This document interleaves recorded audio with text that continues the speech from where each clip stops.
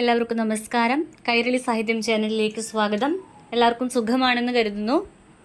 നിങ്ങൾക്ക് ഈ വീഡിയോ ഉപകാരപ്രദമാണെന്ന് തോന്നുകയാണെങ്കിൽ എല്ലാവരും ഒന്ന് സബ്സ്ക്രൈബ് ചെയ്യണം. നമുക്ക് നേരെ ക്ലാസ്സിലോട്ട് കടക്കാം. ചെറുകഥയെ സംബന്ധിക്കുന്ന 300 ചോദ്യങ്ങളാണ് നമ്മളിവിടെ ചർച്ച ചെയ്യുന്നത്. ഈ 300 ചോദ്യങ്ങൾ പഠിക്കുന്നതിലൂടെ കുറച്ച് ചോദ്യങ്ങളൊക്കെ നമുക്ക് പരീക്ഷയ്ക്ക് അറ്റൻഡ് ചെയ്യാനാകുമെന്ന് എനിക്ക് ഉറപ്പുണ്ട്. ഇന്ന് നമ്മൾ 100 ചോദ്യങ്ങളാണ് ചർച്ച ചെയ്യുന്നത്. നമുക്ക് ചോദ്യങ്ങൾ നോക്കാം. മലയാളത്തിലുണ്ടായ ആദ്യത്തെ ചെറുകഥ വേങ്ങയിൽ കുഞ്ഞിരാമൻ നായനാരുടെ വാസനാവികൃതി. വേങ്ങയിൽ കുഞ്ഞിരാമൻ നായനാരുടെ വാസനാവികൃതിയാണ് മലയാളത്തിലുണ്ടായ ആദ്യത്തെ ചെറുകഥ. വാസനാവികൃതി പ്രസിദ്ധീകരിച്ച മാസിക വിദ്യാവിനോദിനി. വാസനാവികൃതി വിദ്യാവിനോദിനി. വാസനാവികൃതി പ്രസിദ്ധീകരിച്ച വർഷം 1891. ആദ്യകാല ചെറുകഥാകൃത്തുക്കളിൽ പ്രമുഖർ: വേങ്ങയിൽ കുഞ്ഞിരാമൻ നായനാർ, ഒടുവിൽ കുഞ്ഞികൃഷ്ണമേനോൻ, Ambadi Narayana Poduval, CS Gopalapanicker, Moorkoth Kumaran, K Sukumaran, MR KC, EV Krishnapillai. രാജശിക്ഷ അനുഭവിച്ചിട്ടുള്ളവരിൽ എന്നെപ്പോലെ ബാഹ്യഹീനന്മാരായി മറ്റാരും ഉണ്ടായിട്ടില്ല എന്ന് ഏത് കഥയുടെ ആരംഭത്തിലാണ് പറയുന്നത്? വാസനാവികൃതി. വാസനാവികൃതിയിലെ നായകൻ ഇക്കണ്ടക്കുറുപ്പ്. കേസരി എന്ന തൂലികാനാമത്തിൽ അറിയപ്പെടുന്നത് വേങ്ങയിൽ കുഞ്ഞിരാമൻ നായനാർ. മലബാറിൽ പ്രചാരമുള്ള പുത്തിയുണ്ട് പുത്തിപെറ്റ 5-6 മക്കളുമുണ്ട് എന്ന ഫലിതച്ചൊല്ലിനെ ആസ്പദമാക്കി രചിച്ച കഥ പൊട്ടഭാഗ്യം. മലയാളത്തിലെ ചെറുകഥകളിൽ പലതുകൊണ്ടും അഗ്രസ്ഥാനം അർഹിക്കുന്നു എന്ന് MP പോൾ ചൂണ്ടിക്കാട്ടുന്നത് ഏത് കൃതിയെക്കുറിച്ചാണ്? ദ്വാരകയെക്കുറിച്ചാണ്. ദ്വാരക ഒരു ചെറുകഥയല്ല, ഒരു സ്വപ്നാഖ്യാനമാണ്. അത് ജീവചരിത്രത്തിലെ ഒരേട് പോലെ വായിച്ചു പോകാം എന്നഭിപ്രായപ്പെട്ടത് പ്രൊഫസർ M. അച്യുതൻ. വേങ്ങയിൽ കുഞ്ഞിരാമൻ നായനാർ മലയാളത്തിലെ മാർക്ക് ട്വെയിനാണെന്ന് പ്രസ്താവിച്ചത് ഉള്ളൂർ. കല്യാണിക്കുട്ടി എന്ന കഥ രചിച്ചത് ഒടുവിൽ കുഞ്ഞികൃഷ്ണമേനോൻ. ഒടുവിൽ കുഞ്ഞികൃഷ്ണമേനോൻ്റെ കഥകൾ 4 കഥകൾ എന്ന പേരിൽ പ്രസിദ്ധീകരിച്ചത് മംഗളോദയം. ഒടുവിൽ കുഞ്ഞികൃഷ്ണമേനോൻ്റെ കഥകൾ 4 കഥകൾ എന്ന പേരിൽ മംഗളോദയം പ്രസിദ്ധീകരിച്ചു. കുഞ്ഞികൃഷ്ണമേനോൻ്റെ 4 കഥകളും ചെറുകഥകളല്ല, ചെറുതാക്കിയെടുത്ത നോവലുകളാണ് എന്നഭിപ്രായപ്പെട്ടത് M. അച്യുതൻ. ഒടുവിൽ കുഞ്ഞികൃഷ്ണമേനോൻ്റെ കഥകൾ ജാനു, നാരായണക്കുട്ടി, കേളുണ്ണി മൂപ്പിൽ നായർ. ജാനു, നാരായണിക്കുട്ടി, കേളുണ്ണി മൂപ്പിൽ നായർ.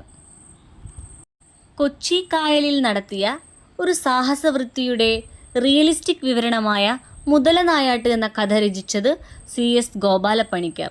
മുതലനായാട്ട് CS ഗോപാലപ്പണിക്കർ. CS ഗോപാലപ്പണിക്കരുടെ മറ്റു കഥകൾ നോക്കാം.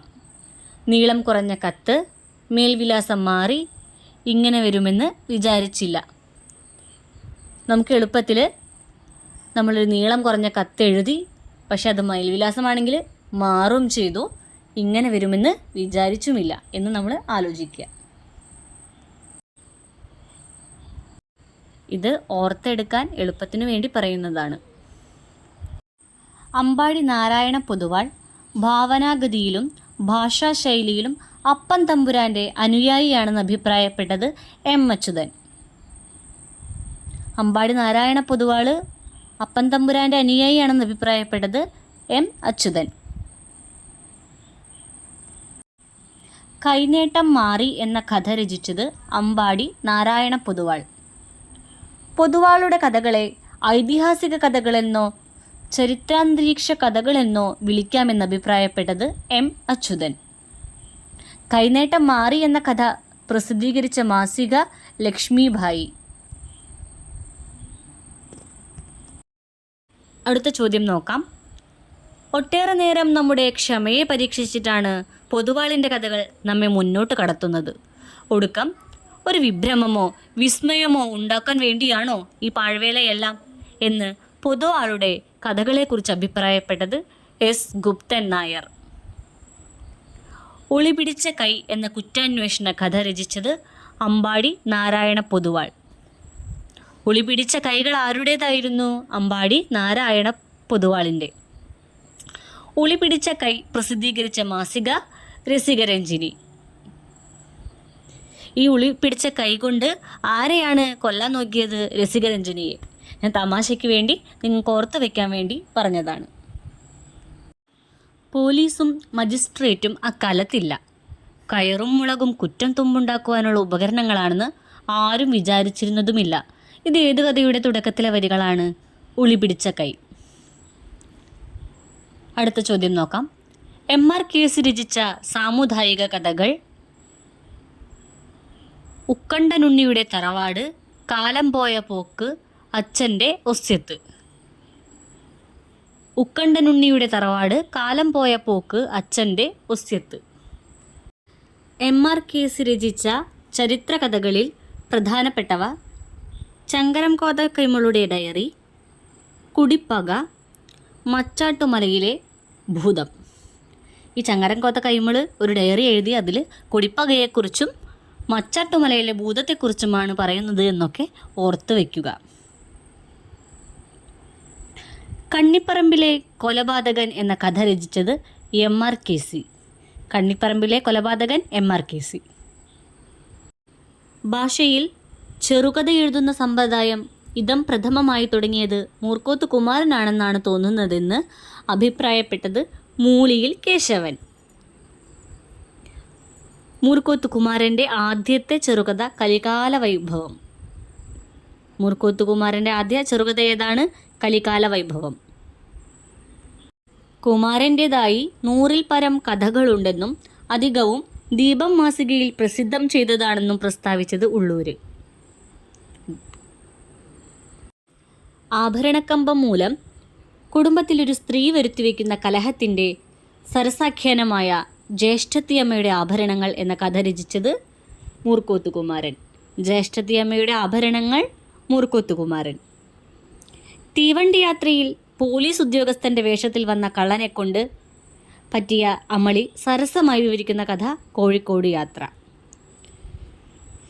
കൊലപാതകമോ ആത്മഗതിയോ എന്ന കഥ രചിച്ചത് മൂർക്കോത്ത് കുമാരൻ. മതപരിവർത്തനം കൊടുമ്പിരി കൊണ്ടിരുന്ന കാലത്ത് മൂർക്കോത്ത് രചിച്ച കഥയാണ് ചങ്ങാതിയുടെ പരിവർത്തനം. ഒരു ചെറിയ കുട്ടി എന്ന കഥ രചിച്ചത് മൂർക്കോത്ത് കുമാരൻ. ചെറിയ കുട്ടിയാരാണ്? മൂർക്കോത്ത് കുമാരൻ.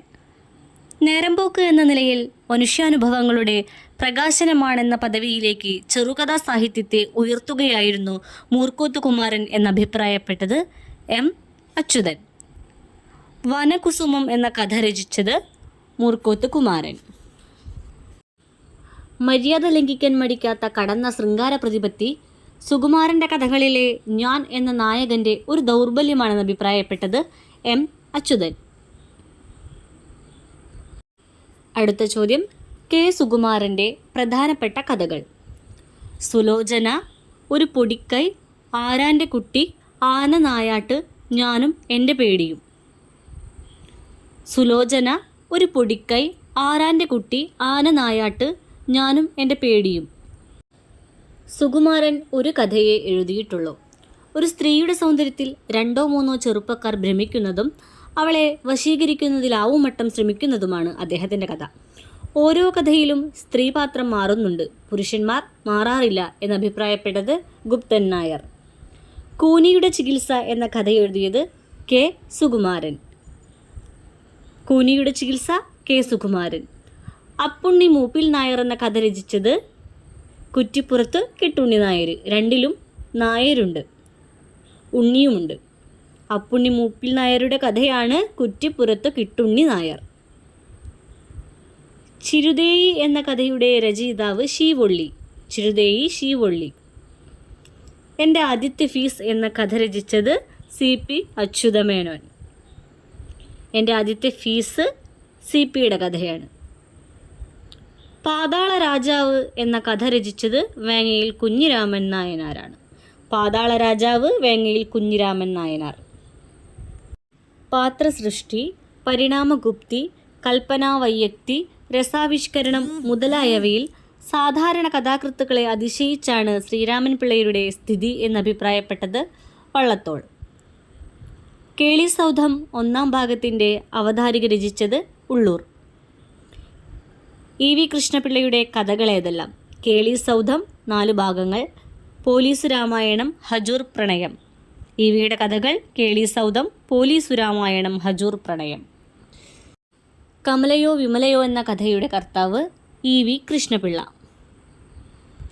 മാംസളങ്ങളും മേധസ്വികളുമായ ആഖ്യായികളോട് താരതമ്യപ്പെടുത്തുമ്പോൾ ശ്രീ കൃഷ്ണപിള്ള അവർകളുടെ ചെറുകഥകൾ സാഹിത്യരസപ്രദായകത്വത്തിൽ വളരെ ഉത്കൃഷ്ടങ്ങളായി കാണപ്പെടുന്നു എന്ന് അഭിപ്രായപ്പെട്ടത് അപ്പൻ തമ്പുരാൻ. ഭാരതിയുടെ ഉപദേശം എന്ന കഥ രചിച്ചത് ഇ.വി. കൃഷ്ണപിള്ള. ഭാരതി ആരെയാണ് ഉപദേശിച്ചത്? ഇ.വി. കൃഷ്ണപിള്ളയെ. ഇത് വെറുതെ ഓർത്തു വയ്ക്കാനായി പറഞ്ഞതാണ്.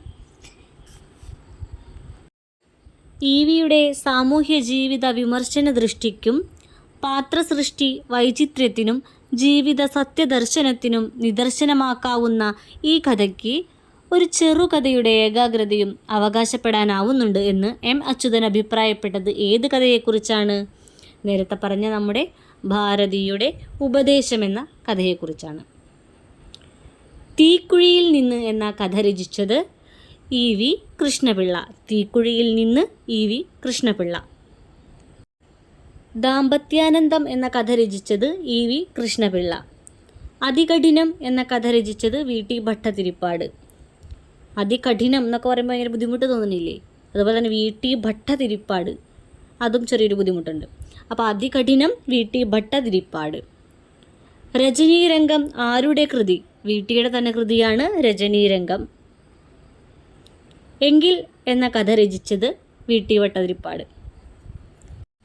ബാലവിധവയും അനാഥയുമായി തീർന്ന താത്രിയുടെ ദുരന്തത്തെ ആവിഷ്കരിക്കുന്ന വി.ടിയുടെ കൃതി സ്വപ്നമോ മായയോ മന്മതി ഭ്രാന്തിയോ.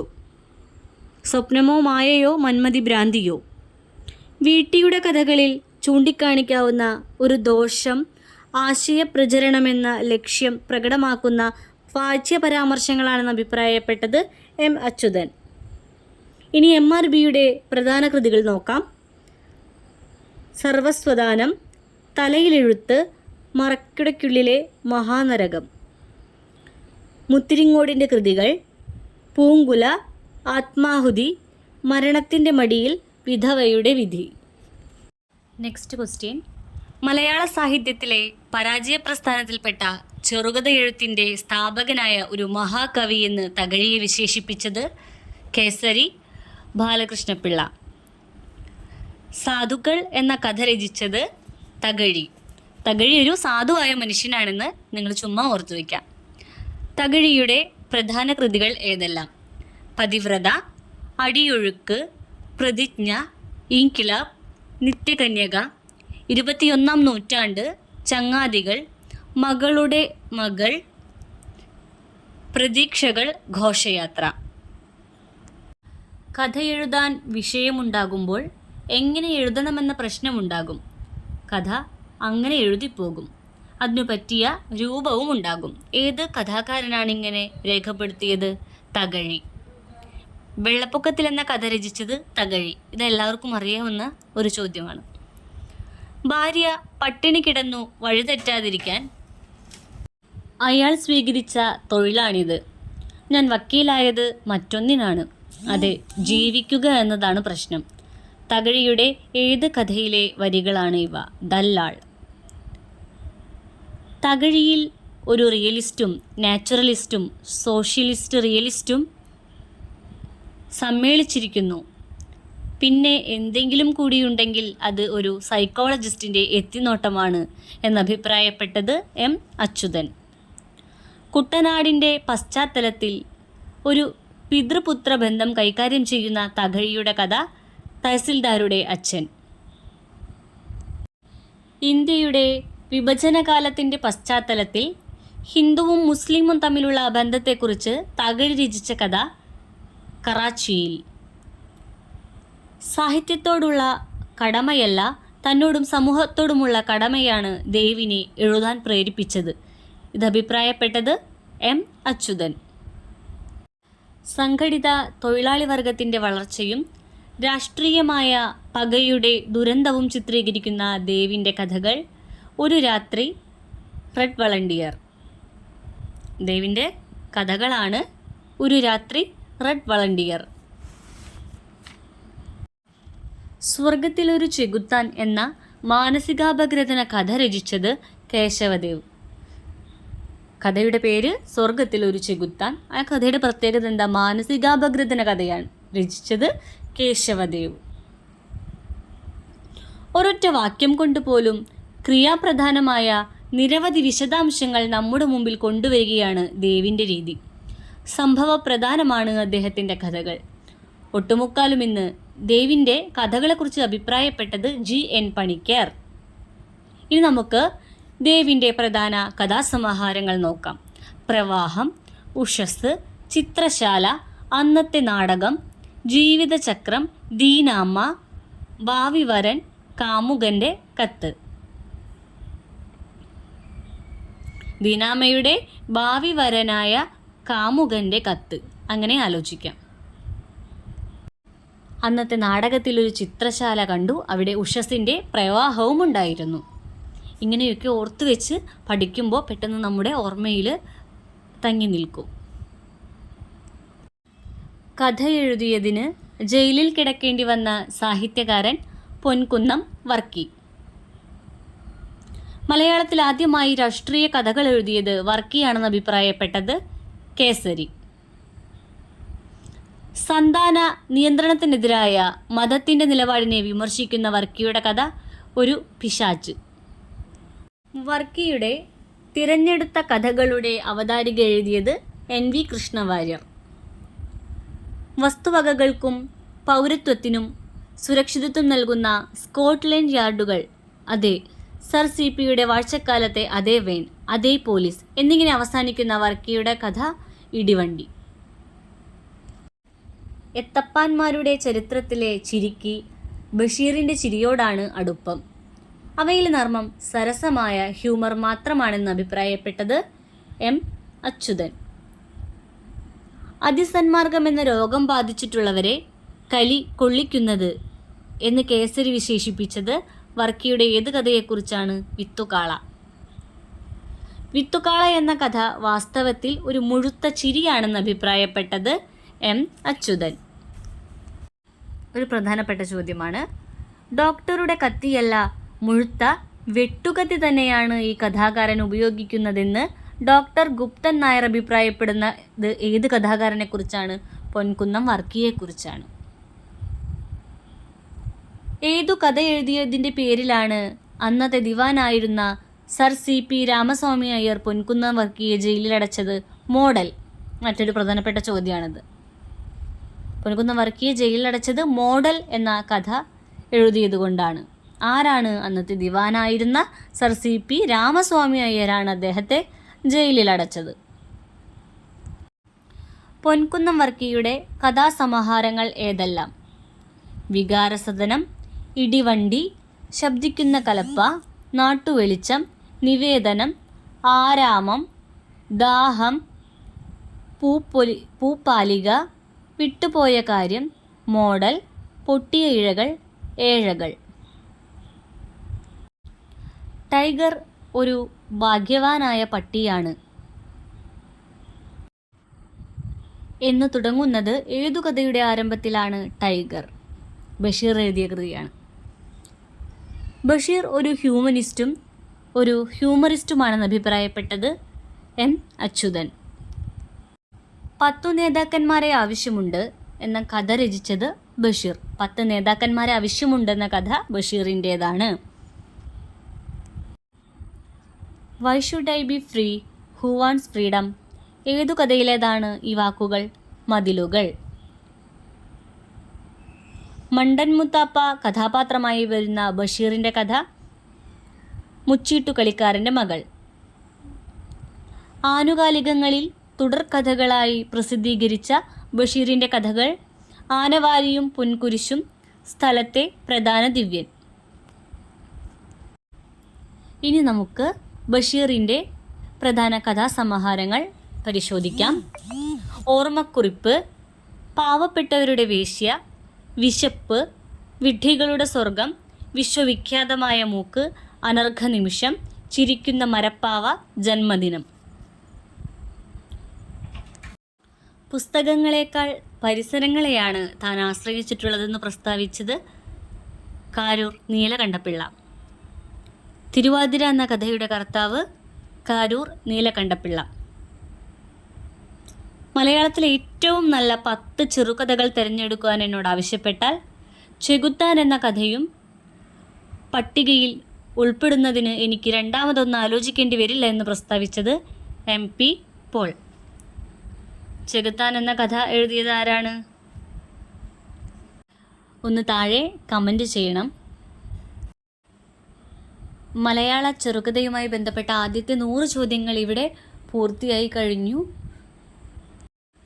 ഒഴിവ് സമയങ്ങളിലും മറ്റും ഈ വീഡിയോ ആവർത്തിച്ച് 1-2 വട്ടം കേൾക്കുകയാണെങ്കിൽ നമുക്ക് നമ്മുടെ മനസ്സിൽ ഈ ചോദ്യങ്ങളെല്ലാം തന്നെ തങ്ങി നിൽക്കും.